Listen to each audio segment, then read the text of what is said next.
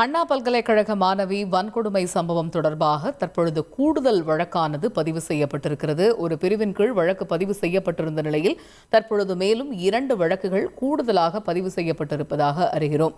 இது பற்றிய கூடுதல் விவரங்களை எமது செய்தியாளர் சசிதரன் விவரிக்க கேட்போம். சசிதரன், தற்பொழுது ஒரு பிரிவின் கீழ் வழக்கு பதிவு செய்யப்பட்டிருந்த நிலையில் மேலும் 2 வழக்குகள் கூடுதலாக பதிவு செய்யப்பட்டிருக்கிறது. தற்பொழுதைய நிலைமை என்ன? இந்த விசாரணை எந்த கோணத்தில் நகர்ந்து கொண்டிருக்கிறது? மாணவியிடம் விசாரணை நடத்தப்பட்டு விட்டதா? கூடுதல் விவரங்கள். அண்ணாமலை பல்கலைக்கழகத்தில் மாணவி பாலியல் வன்கொடுமை செய்யப்பட்ட விவகாரத்தில் மாணவரிடமும் மாணவியிடமும் விசாரணை நிறைவு பெற்றிருக்கிறது. விசாரணைக்கு நிறைவு பின்னர் ஏற்கனவே ஒரு பிரிவின் கீழ், அதாவது BNSP 64 பிரிவின் கீழ் வழக்கு பதிவு செய்யப்பட்டிருந்த நிலையில தற்போது கூடுதலாக 2 பிரிவுகள் சேர்த்து 3 பிரிவின் கீழ் இந்த சம்பவம் தொடர்பாக வழக்கு பதிவு செய்யப்பட்டிருக்கிறது. பாலியல் வன்கொடுமை மற்றும் ஒருவரின் அனுமதி இல்லாமல் வன்புறுத்தல் செய்வது உள்ளிட்ட பிரிவுகளுக்கு 3 பிரிவின் கீழ் இந்த வழக்கு பதிவானது மேற்கொள்ளப்பட்டிருக்கிறது. 63A, 64B, 64 மற்றும் 75 2 பிரிவுகள் என மொத்தம் 3 பிரிவின் கீழ் வழக்கு பதிவு செய்யப்பட்டிருக்கிறது. இந்த நிலையில பாலியல் வன்கொடுமைக்கு உள்ளாக்கப்பட்ட மாணவியை சில நாட்களாகவே பின்தொடர்ந்து அந்த சந்தேகிக்கும் வகை நபர் இந்த கொடூரத்தை அரங்கேற்றியிருப்பதாகவும் சந்தேகம் எழுந்துள்ளது என கைப்பட போலீசார் தகவல் தெரிவித்திருக்கிறார்கள்.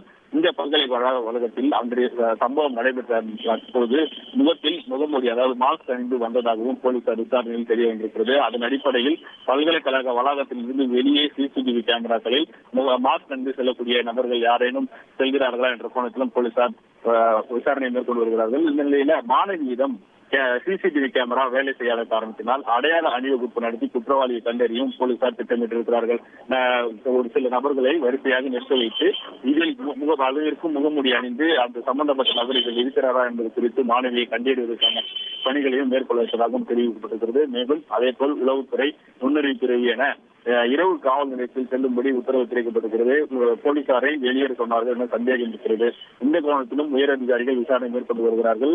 இந்த சம்பவம் தொடர்பாக வேறு யாரேனும் வெளியில் இருந்து நபர்கள் வந்தார்களா அல்லது வெளியூர் சென்றுவிட்டு விடுதிகளுக்கு வழக்கம் போல் வரக்கூடிய மாணவர்கள் யாரும் மிக போன்ற செயல்களில் ஈடுபட்டாரா என்ற கோணத்திலும் விசாரணை மேற்கொள்கிறார்கள்.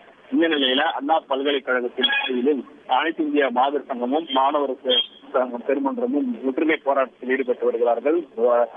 பாதிக்கப்பட்ட மாணவிக்கு உரிய இழப்பீடு வழங்க வேண்டும், அவர்கள் வழக்கில் நடுநிலையாக வழக்கை போலீசார் விசாரித்து நடவடிக்கை எடுக்க வேண்டும் என்ற கோரிக்கைகளை வலியுறுத்தி கையில் பதாகைகளை ஏந்தி அண்ணா பல்கலைக்கழக வளாகத்தில் இந்த முற்றுகை போராட்டமானது தற்போது நடைபெற்று வருகிறது.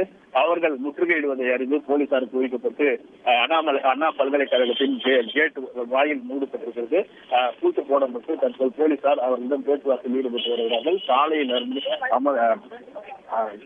பல்கலைக்கழக வளாகத்தின் முன்பு தலையில் அமர்ந்து தர்ணா போராட்டத்தில் ஈடுபட்டு வருகிறார்கள். அண்ணா பல்கலைக்கழகத்தின்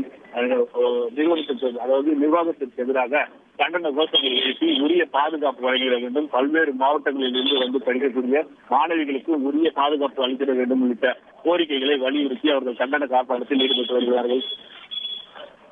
தகவல்களுக்கு நன்றி சசி. செய்திகளை உடனுக்குடன் தெரிந்து கொள்ள உடனே சப்ஸ்கிரைப் பண்ணுங்க.